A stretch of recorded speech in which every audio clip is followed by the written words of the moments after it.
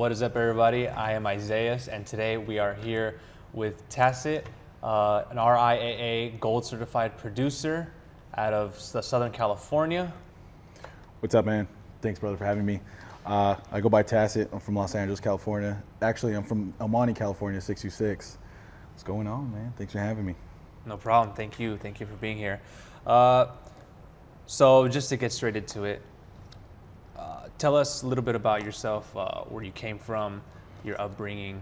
Well, it's a really long story, man. Like, a lot of people always ask me that question, and it's hard to answer because I've been making music since I was a kid. You know, like I've always been attracted to sounds and tempos and fast tempos. My dad was a DJ, and sometimes we didn't have a babysitter, so he should take us to his gigs, and me and my brother were falling asleep like on record crates.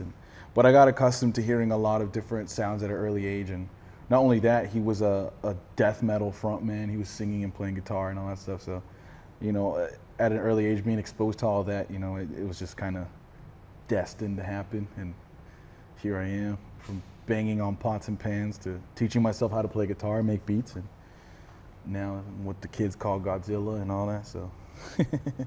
So when would you say was that everyone has that moment in their life where they figure out that thing that they want to do, that this is what I want to do with the rest of my life?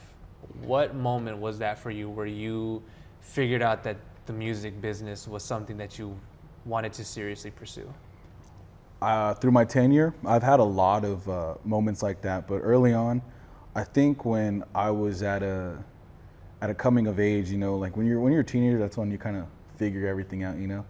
And I didn't want to play sports anymore. Me and my friends would always freestyle and stuff, and I became really good at it. And then, you know, I wasn't paying attention to class anymore, so I was on YouTube and just looking up just videos on rap and like stuff of that caliber, like from the 90s. And I was like, man, these guys are dressed cool, like they don't care, they got attitude. Like, that's where I really started to find myself and really was like, man, like if these guys are doing it, like they're no different than me, you know. I would see, you know, I was raised a minority. I see people like me doing it, and it's just kind of like, damn, like that was where I felt steered. And then when I started making beats and really indulging time and effort into it, and you know, it didn't matter what I had going on at school or at home or anything outside of that. When I was there locked in on the computer, it was weird. Like, it's like swimming. It's like everything's out of the way. And I've had a lot of moments like that during my career, especially being on stage when I have a huge crowd. I was fortunate enough to do Colorado Springs last year, and I think there was like 1,200 people in that crowd, and I had all the lights up, and I was playing a song that I recorded in my bedroom, and I told the crowd, I was like, there's nowhere else I would want to be. And it's a weird euphoric feeling. So yeah, I guess that feeling always comes and goes. It never stops. So you mentioned, you know, coming from a minority household. Correct.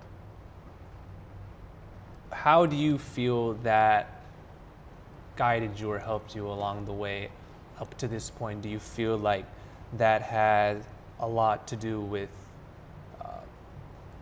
you know,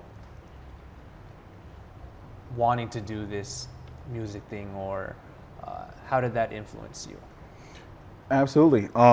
So when it comes down to where I'm from, you know, I'm from a city where you either grow up and leave and you don't come back, or you grow up and you stay there and everyone sees you at the corner store or the market. You know, not to knock on that, there's nothing wrong with that at all, but I just, not to sound arrogant, but I just always felt like I wanted to do more than that. And I know a lot of kids that grow up in poverty or within any type of struggle feel like they're meant for more.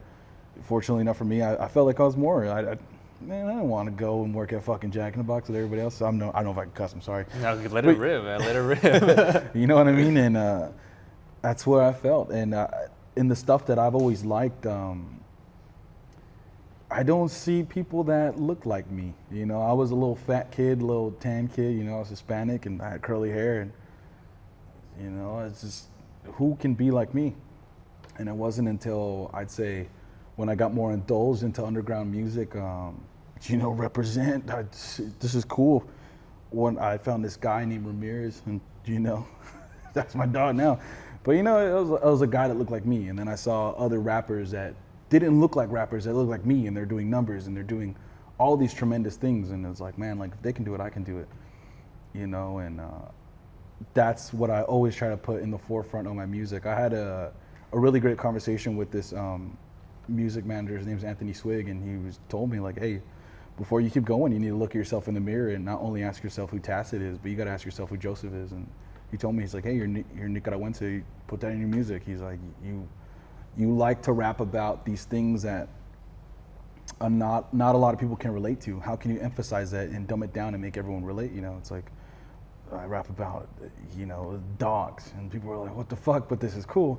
But it's more than that. It's like behind the abuse, the mental struggle, the loyalty, things of that caliber. Same thing with Godzilla, you know, identifying to a reptile from the monster. But if you strip everything away from a movie, that's what humanity and society made that character.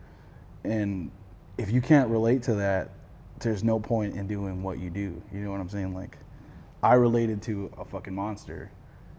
How come, if I was able to relate to a monster, I'm sure these kids could relate to me in that perspective. It's like a whole Rubik's Cube of shit, man. But it's always just, at the end of the day, to answer your question, I'm sorry, just be your fucking self. No, absolutely. And, you know, you mentioned how when growing up you had these people that you idolized, you know, Dr. Dre.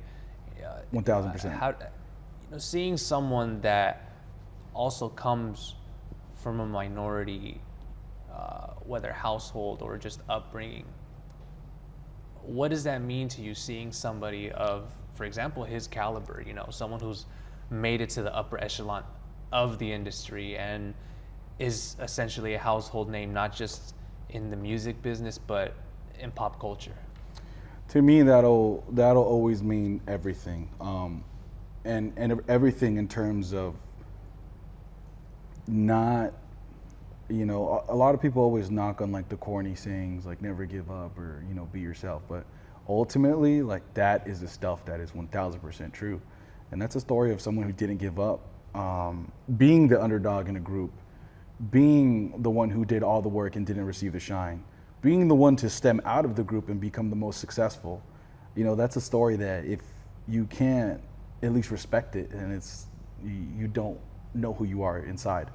With that being said, I guess you could say for me, when it comes down to how special and on the forefront of being, making things present when you're identifying to a whole community and a crowd, there's no point in doing any of this if you don't have people along with you. And the people that are going to be along with you are the ones that see themselves in you. And if I could see myself in someone like Dr. Dre, you know, that's what it's about. You know, it's you could strip all the way the money, the riches, the fame, the fortune. I've had it all, and it's not pretty. You know, I've had horrible things done to me. I've seen the way I've acted towards people, and it's when you reroot yourself and find out the things that truly matter, it's stuff like that that you ground yourself and gravitate towards. Cheers. So you mentioned, you know, talking about being grounded. Mm-hmm. You know, as someone who knows the business and knows what it's like to be in it, how difficult does it become to keep yourself grounded? Because I know in every aspect of life, whether it's money, whether it's fame, or materialistic items, whatever the case may be, you know, everyone has their moment where they seem to believe they're larger than life. You know, how difficult is it to keep yourself humble and to keep yourself grounded in a business like this? That's a great question. I'd say at the end of the day, it doesn't matter what you believe in, whether it's a deity, God, something below or above you. The universe is going to show you a way to not only humble yourself, but on where you're meant to be. And ultimately, if there's something in your heart that you feel like that you need to do as part of your fate or destiny, whether it's painting, drawing, being a pilot, You can even be a garbage man. You can do anything. There's going to be a path that is meant for you. And if you can't stay grounded on that path, you'll forever live in the shambles of, damn, that could have been me, or damn, why did I stop? With that being said, how important it is to be grounded, again, it'll knock you off that path. I've been knocked off that path several times. I've had things knock me off that path where I'm like, I don't even know if I want to do this anymore. But ultimately, it's like, well, why do I do this? I do this for me. I do this for, now, I'm so grateful to say it. I'm at a caliber where I can say, I don't just do this for me. I do this for the kids that tell me, like, thank you so much for doing this. Thank you so much for writing this, etc. Because now, you know, that's your purpose. I think in life, everyone has a purpose. And I think your purpose, if you can't find it, is to be a part of something bigger than yourself. Ultimately, when you create something, you never know what's going to happen. It's going to become bigger than yourself. And it's almost like a human justice to yourself to nurture that and take care of it and be proud of something you do. You know, whether it's shaving a wood block or carving or drawing or something, you know, you got to be proud. And how can you be proud of something when you didn't put your heart in it? Why? Because you were strayed away from your path and you let outer things talk to you and drag you down and bring you down.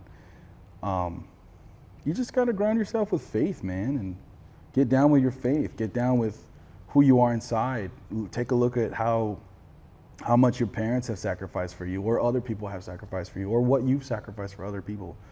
It's things like that that are so much more important than, you know, I didn't got to get into detail, but life will always find a way, and that's word to Jurassic Park, man. That's on the Jurassic Park trailer. It's the first. You know. Yeah, if you know, you know. Yeah, you know. You know. That's cool. It says life finds a way on the poster. But you know, life always finds a way, whether to humble you or, you know, put you back up or knock you on your ass. Yeah, absolutely. Switching gears now, you know, to the music side of things. What makes Tacet? You know, just describe a little of your style. You know, what is it that makes you unique, separate from the rest of them? What makes me unique is my story. I'm so fortunate enough to not have a normal story. Even in times in life where I was like, I wish I could be normal. Like, no, like I've always been an outcast since I was a kid. Even when I was in a group with anyone, I always felt alienated or the underdog. And not everyone always feels like that. You know, growing up in a small income household and sharing a fucking small ass house with so many people, you know, only a certain amount of people can, or demographic can relate to that.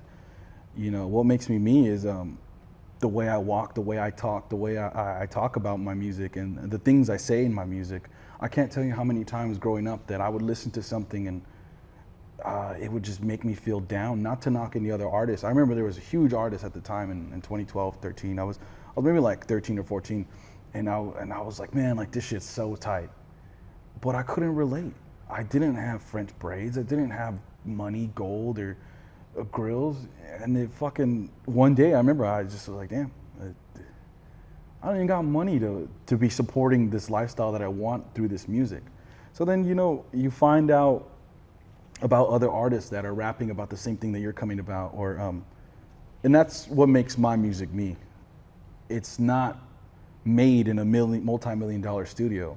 I have no official label support. Everything is powered by, you know, not to be corny, powered by the streets. It's powered by the message I hold. And, you know, that's why I'm so prominent on the third world. I'm from a third world country. My family's from a third world country. If you roll with me, you are part of the third world, the underdogs, the ones that are voiceless, you know, like that guy, man, voice of the voiceless, you know what I'm saying? Like that's the stuff that people love, and that's the stuff that they'll love it because they can relate. And if you can't relate to that, then you're better off doing something else, and there's nothing wrong with that. But if you have the power and the platform to do something with it, then do it, man. Like a lot of people lose sight of that. You know, you could lie and rap and music especially. You could lie all you want and talk about things that you don't do, and it'll always show. And that's why what makes me special is that I've seen it all and I've done it all, and I get to share my message with the kids that hit me up and they're like, hey, like, thank you. And I'm like, damn, like, for what? And it's like, well, I got your lyrics tattooed on me. I had a family member die that loved your music, and ultimately, like, we came because of you. And I remember the memories. I remember when we were doing this, doing that. And that's what makes me me. Because you can listen to some other industry plant or some other kid that's faking it, and it's not gonna hit the same. But the shit that is straight up, when you hear it, it's like, it hits. Because why? You lived it. Cheers. So, you talk about the people that follow you, the people that support your music. What does that mean to you, that support? Does that give you motivation to keep going? Does it give you motivation to, sometimes, even the people that love you the most criticize you the most. So, Correct. Do you also take into consideration that criticism? Maybe they want to see you drift to another style or just switch it up a little bit. What does that support mean, and how do you take on that criticism? I remember when I had nobody, and then I remember when I had a few people, and then I remember when I had a little gathering, and then I remember when I was hitting milestone after milestone of these strangers that were supporting me. And in my world where I was Joseph, to these guys I was always Tacet. And it's like, what can Tacet do that Joseph can't? Eventually, I figured out the bridge and became one with it. That's a whole different thing. But my point is that I was building an entity that was becoming bigger than myself. So it meant everything to me because, there's so many artists in the world that can go sell out a show and then they gotta go tomorrow to go stock the shelves at Walmart, because that's the type of world that we live in. Or there's people that can go win a Grammy and then they'll probably want to kill themselves because they have something going on inside. That type of support is everything, because that's what makes you you. Sometimes people don't have that in anything that they do. So when it comes down to my music, it's everything to me. The stuff that I needed when I was a kid, the heroes that I wanted as a kid that I didn't get to have, I try to be like that today because I have people that need me to be like that. And there's no other blessing or privilege in the world. So that's what it means to me. To answer the second part of your question, is people that try to criticize that, in anything you do, they say a fake fan is a hater. And I believe that 1000%, because I can't tell you how many times I've hated on some shit and I was just like, it's pretty fire. Like, you come around. You do come around. If your heart's in the right place, you come around. Or you may not like it, fine, move on. I've had people all my life try to tell me what they wanted me to be or what they can see me to be. And when you follow those people, you'll start to notice your aura drain. You'll start to notice your face change. You'll start to notice the light in your eyes die out. I recently came out of something like that, and I look back at these photos and I'm like, man, I can't tell you how many times people have told me, like, dude, you have no aura right there. Dude, you have no glow right there. You look dead. And it's like, now, when you, again, back to the path, when you stay on the path and you take care of yourself and you take care of those around you and you take care of the things that make you who you are, you'll always be happy. And it all stems from what you do, believe it or not, what you do for others than yourself. And again, not only do I treat my music as a service to me, I'm in this position where I treat it as a service to everyone that listens to me. And it's a privilege, and it's an honor, man. And spilling the beans, man. You know what I mean? But staying on the topic of support and fans, can you give us an interaction maybe, or some type of scenario where you were moved and where you realized just how great your impact was on the people that support you? Yeah, 1000%. You know what? And I'm so grateful to say I have so many stories like that. Like, I can't tell you, I've gone to, oh man, I remember when I went to go play in Denver, I had done my first ever merch drop by hand. I did 70 orders. I fucking, dumbass, I wrote everything and I didn't have a printing machine. I didn't know how to do anything. I fucked up with the whole postal service and I didn't know you had to weigh everything. fuck it. I still went down and I did that shit within 2 weeks. Everyone got their shit all over the U.S. This was maybe like 3 or 4 years ago. And then I remember I was writing on every single order, thank you so much, da-da-da-da-da. Thank you, whatever your name is, and I appreciate you. And I would look at the cities, and I made it a vow to not only them but myself, where I'm gonna see you soon.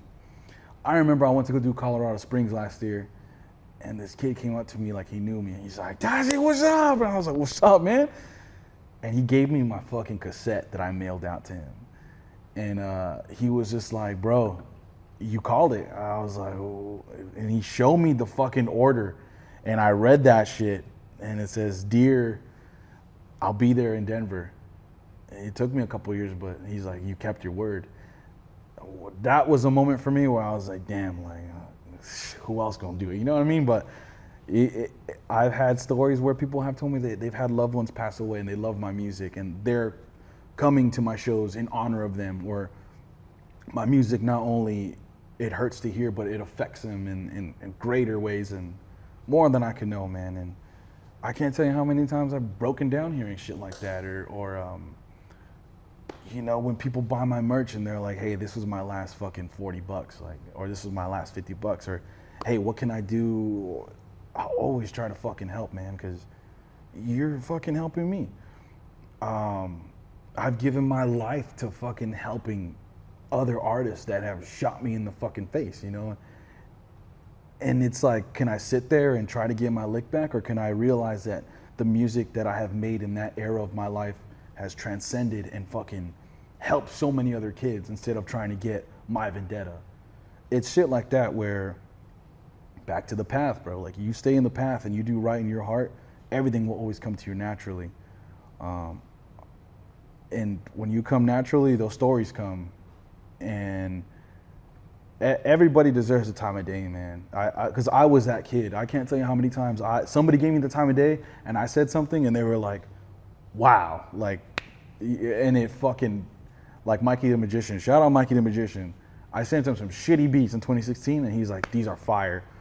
I think 2 years later, we were producing alongside on Ramirez's major label debut, which was Grey Gorilla. And it's like, wow, if Mikey the Magician would have told me that day, dude, you fucking suck. Like, oh, dude. Like, low-key, I probably would have quit. But no, man, and then it'll always come back around. That's why these interactions are important. I could go on all day about this shit, man. So, you know, those interactions, do you incorporate that into your music? You know, these interactions that you have with, you know, like you said, children, some even adults your age. You know, does that fuel you into making more music and using that as like a message to them? Earlier this year, I had some shit happen to me where I gave up. I was like, you know what? If this shit could happen to me, I don't want to make music. I don't want to make music alongside these people I used to be with. I don't want to have any, I want to erase my name. I want to be like fucking normal SpongeBob, dude. Like, like, you know, hey, how you doing? Yeah. Like, I was done. I had fucking people hitting me up through finding my WhatsApp, my Cash App, sending me a couple of dollars, like, where are you? I had people making fake Instagrams of me. I've had fucking somebody from an old order mailed me some shit, and it's like, fuck, man. Like, it does now. It don't matter. Like, I was always still working because I love to make music. That's my passion, my heart. But you know, when these kids, they say like, I always grew up liking superheroes, bro. Superheroes, the ones that we think are not fucking real, but you know, if you are that hero to someone, why are you gonna stop? Why are you not gonna be yourself? Why are you not gonna be whatever higher power the universe has chosen you to be? And that's why it is important to me to incorporate that in my music. You know, like when I rap about like I had a fan, I fucking hate saying fan. You know, I have a bar where I said I remember when it was me, when I was my only fan. You know, it's like, it's important, man. People fucking forget that shit. They think it's all about selling tickets and fucking being Mr. Cool Guy. It's not. It really isn't. And there's more than meets the eye. So, as we introduced you earlier, Obviously, you're a certified gold producer.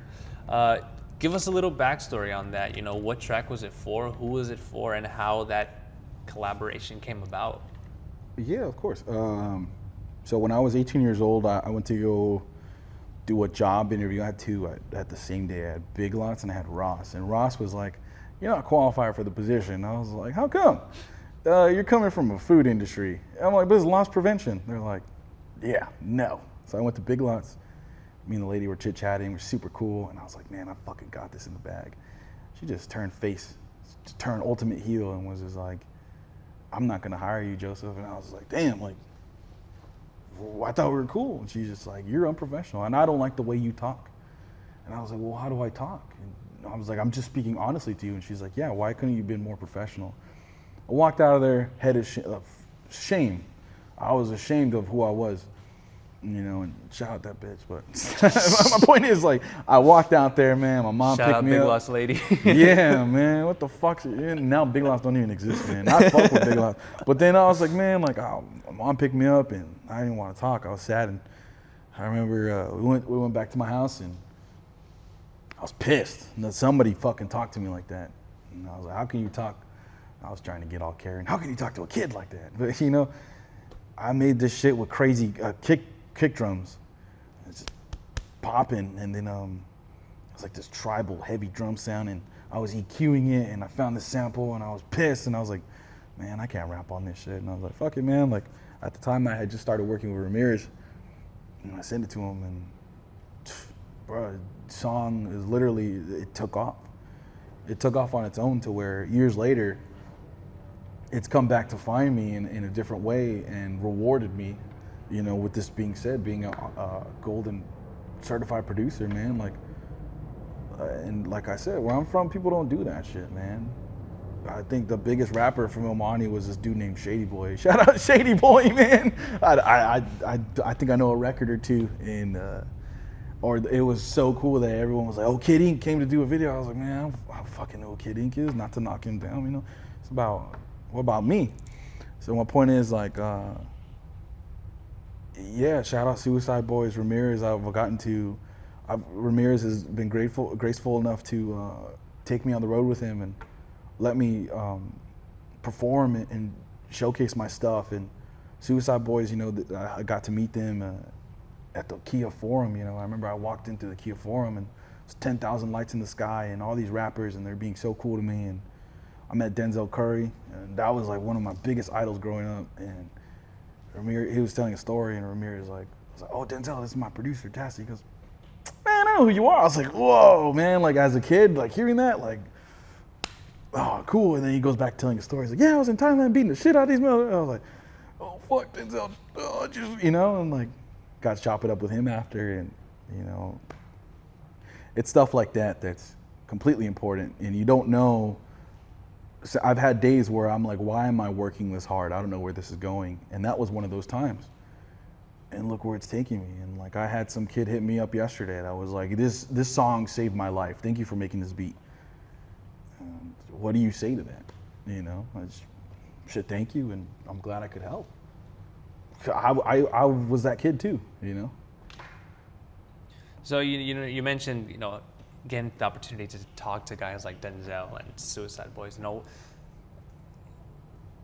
essentially, what does that mean? You know, how, you know, somebody that, you know, you probably looked up to or idolized, listened to their music, you know, how cool is that, you know, to shake their hand, to just chop it up with them backstage?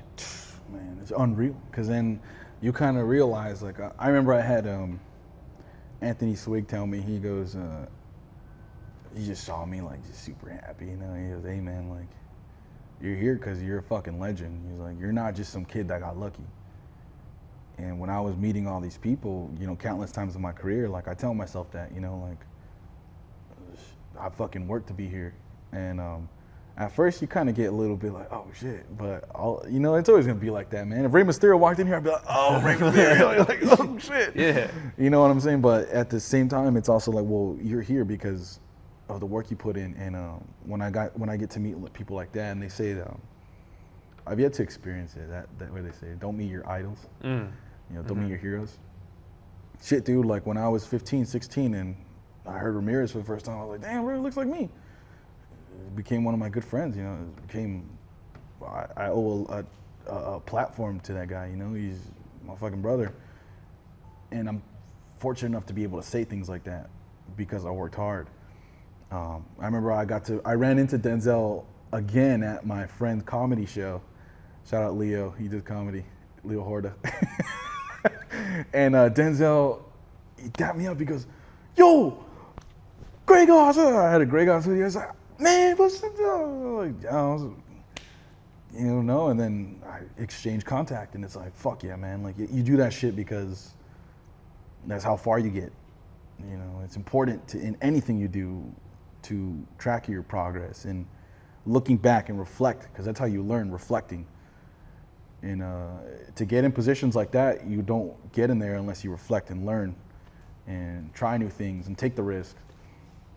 But it's cool, man. Like, I love telling these stories about all these people I met, because then people are like, whoa, like Campfire, like you ever watch Star Wars Return of the Jedi? Yeah. Like the Ewoks are like, oh. Yeah, that's how I feel and shit. I'm like, oh, Tacet. Who you guys want to know about? You know? And then when people meet me, they're like, oh, fuck. And I'm like, damn, man, like,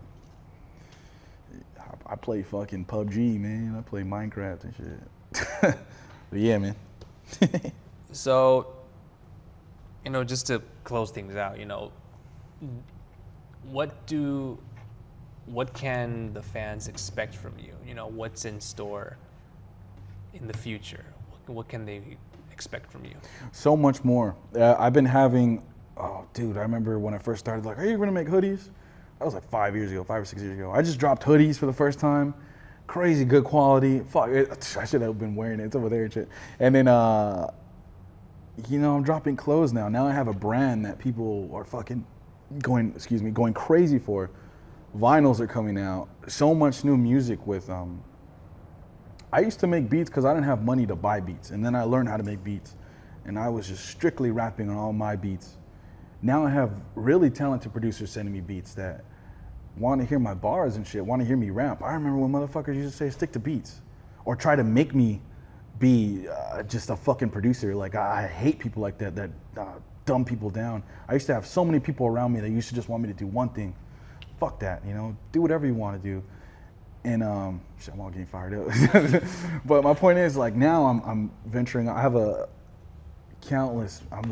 This is the first time in my life. Like I was telling the homie Louis, I'm working on 4 or 5 different tapes right now because I have one produced by somebody else. I have a tape with no drums on it and just loops and samples. I have another one with just fucking bangers, and then I have the follow up to my trilogy. And then, you know, and then I have my band too that I'm working on.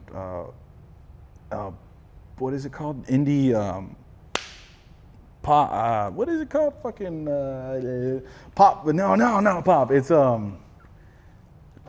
punk. It's just fucking simp music. But you know what I'm saying? Like, people love that shit, and they'll come see Phantom Indigo, you know. And then I work on the metal stuff too, and I have so much new music coming out. I'm gonna go back on tour again, thankfully. It's been a minute since I haven't hit the road. They want me in San Antonio, they want me in Dallas, they want me in New York again, they want me over here. They want me in the res. Shout out all my res dogs, all my res kids, man. I got something planned for New Mexico. I'm be hitting Shiprock. Arizona, they love fucking going to Arizona for me. And, you know, man, I'm going up north finally. I got an offer from Mexico, I got an offer from France. Tokyo hit me up, man. I need a fucking textbook to learn all that shit, but hey, man, I'm so fortunate and grateful that the demand is there. And where there's a will, there's a way, you know. Even if I got nothing left, I'll always be not only me, but I'll be Tacet, you know, because that's what the people want and that's what the people need. Cheers. So when you're running that race and you're coming up at the finish line, what is it that you envision at that finish line? What is the ultimate goal? What's the end all be all? End all be all for me. You know, I've often reflected in my life and I say, if tomorrow's the day or the day is soon, shit, man, I made it out of my block, bro. Some people don't even make it out their street. They don't even make it out their house. Dude, I've seen crowds. I've seen the faces, I've had the impact, I've made X amount of money, I've lost X amount of money, I've made it tenfold back, and you know, I'm always at peace with what I got. However, that does not diminish my drive and my motivation. I want to be okay, you know, I want to be happy. Bones is a very prominent figure in DIY, generally speaking. That's the guy with Blueprint. There's a cool little Bones song where there's no music, but he says, happiness is only real when shared. I just want to be happy with those I have. Because I've had, you name it, man, scum, rats, the worst people around me, and I've had the greatest people around me. And sometimes you lose sight of who you have around you, and you lose vision, and you hurt those around you because you don't realize what you have. You know what I mean? And the end all be all is just to be okay, bro. I think like everybody else, just to be okay, be happy. I'm very fortunate and happy with the life that this career has given me. It's given me everything. It's taken away everything, and it's given me everything. Like, you fucking name it, it's given me. I can't have emphasis on that enough. It's given me heartache, it's given me betrayal, it's given me pain, suffering, but it's given me nirvana. It's given me finance, love, peace, happiness, joy. You fucking name it. And if that'll always be my testimonial to keep going. And just give what I get, man. Fucking good guys always win. People think that the bad guys always win. Bad guys are cool. Don't get me wrong. I like a couple of bad guys, man, but good guys always win. And that's what it's about, man. Be a good guy, because good will come to you. That's me. Any final thoughts? Hey, man, thanks for having me. This was, I didn't think we were going to get nitty gritty, man. Thank you. No. I was waiting for Aiden Fowler to throw me a tissue box, you know? I can't thank everybody enough that supports me, comes to my shows, buys my merch. What I got going next. I got so much new music. I'm going to announce a tour soon. I'm going to be hitting your city. I fucking promise you. I got a kind of a benefit show going on for a lot of local artists that, you know, I'm from a place where people don't get to showcase or have gotten the platform that I have gotten. I'm throwing a platform from them. Come check it out. It's called Dark Tournament. I'm going to make these motherfuckers go at it. That's funny. I got another one coming out. Oh, fuck it. We'll drop it. The next event is called Team Deathmatch. That shit's going to be sick as fuck. And that's what it's about, man. Give back to your communities. Don't make music about your communities.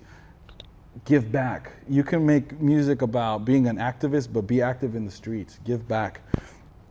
You know what I mean? Be a good guy. Be a good person. That's what people want. No Lie music video coming out. I got so much of music coming out. All the merch is coming out. Oh my God, man. I'm happy, bro. I'm fucking thankful, and I can't thank all my supporters enough. That took a minute, but yeah. New music coming out. All your favorite artists and me. You already know it.